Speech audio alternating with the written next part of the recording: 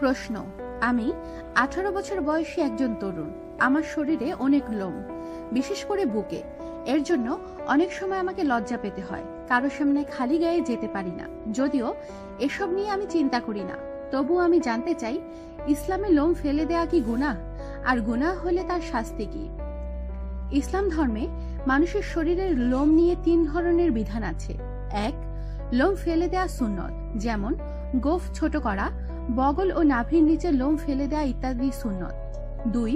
লোম ফেলে দেয়া হারাম, যেমন দাড়ি, ভ্রু। 3. লোম ফেলে দেয়া জায়েজ, দাড়ি ও ভ্রু বাদে অন্য অংশের লোম। হাদিসে লোম ফেলা না ফেলার ব্যাপারে কোনো নির্দেশনা নেই, তাই একদল উলামা মনে করেন যেহেতু নিষেধ নেই সেহেতু এটি করা যাবে। পাশাপাশি আরেক দল উলামা মনে করেন শরীয়তে যে লোম ফেলতে বলা হয়েছে এই ব্যতীত অন্য লোম ফেলা হারাম, কেননা এটা আল্লাহ তাআলার সৃষ্টির বিকৃতি করার ন্যায় গুনাহ। পুরুষের শরীরে লোম থাকা পুরুষত্বের আলামত, আর নারীদের শরীরে লোম না থাকা নারীত্বের আলামত।